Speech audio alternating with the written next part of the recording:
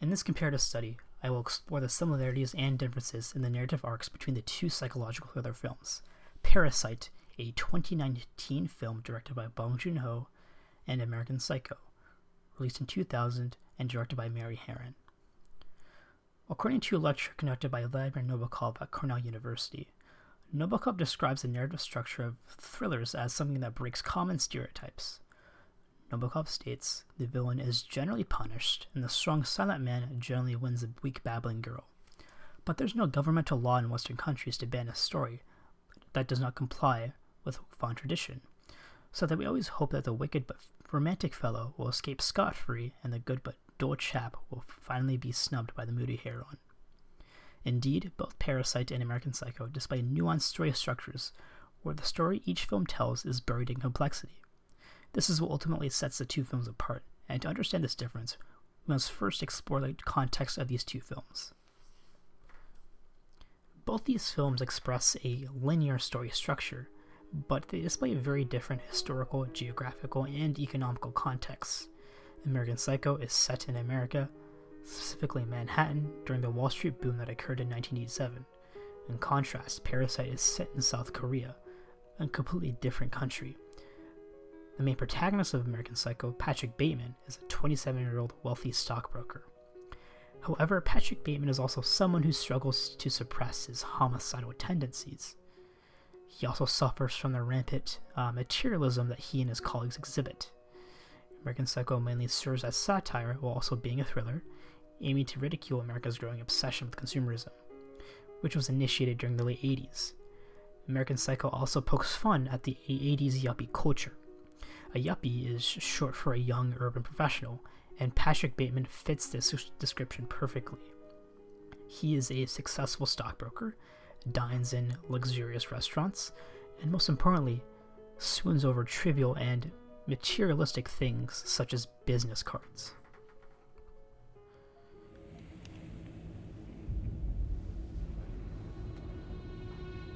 Look at that subtle off-white coloring.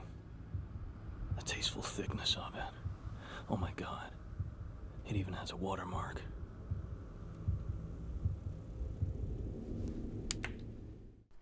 In this scene, Patrick Bateman's narrative arc is initiated due to his desire for greater status. Patrick finds himself with a subpar business card and other trivial matters that sway him to yearn for a more glamorous life. Parasite, on the other hand, tells the story of the Kim family, a low-class family on the brink of poverty, and their journey in scamming the immensely rich Park family into employing them for service jobs. The son works as a tutor, the daughter an art teacher, the father a driver, and the mother a housekeeper. Parasite is a commentary on social class in Korea, given that Parasite was set in the year 2018 amidst the growing class divide in South Korea. This is supported by the film's set design. The Kim family's home is an underground basement with windows looking out at street level, while the Park's family window overlooks a vast, well-maintained lawn. The power disbalance created by this set design immediately creates a power dynamic that persists throughout the film. Now, the scamming starts when Ki-woo, the son of the Kim family, legitimately finds himself a tutoring job for the Park family. He constructs a plan to recommend his sister a job out of the Kim family as well. To do so, they lie their way through, such as forging fake college diplomas to portray themselves as credible candidates for employment, and creates fake personas to evade suspicion. 아 잠깐. 제시카 외동딸 일리노이 시카고 과선배는 김진모 그는 네 사촌. This is the first rising action of the film, as there are multiple that are placed in each of the three acts of the film. This three-act structure will later be discussed in this investigation, but for now, one of the most notable properties of Parasite's story structure is that the rising action was first initiated by the desire to attain greater social class. Similarly, the narrative arc in American Psycho was also initiated by the desire to be the most glamorous and wealthy among his rich colleagues. Both the Kim family and Patrick Bateman yearn for higher status, which in turn initiates both films' narrative arcs. Looking specifically at American Psycho, The narrative structure is unique, as it is a two-act structure that also reflects Patrick Bateman's mental stability. The structure of storytelling reflects the freedom of the thriller genre. As stated by Vladimir Nabokov, thrillers break tradition, which allows for experimentation and more complex storytelling. Patrick Bateman is constantly under the shadow of Paul Allen, a colleague of Patrick who is seen as a big shot of them all, from having the best business card to being able to get a reservation at Dorcia's, a restaurant Patrick has not been able to dine at. Patrick feels his life driven by yuppie culture is not as yuppie as he wants it to be because someone else has a more glamorous life than him.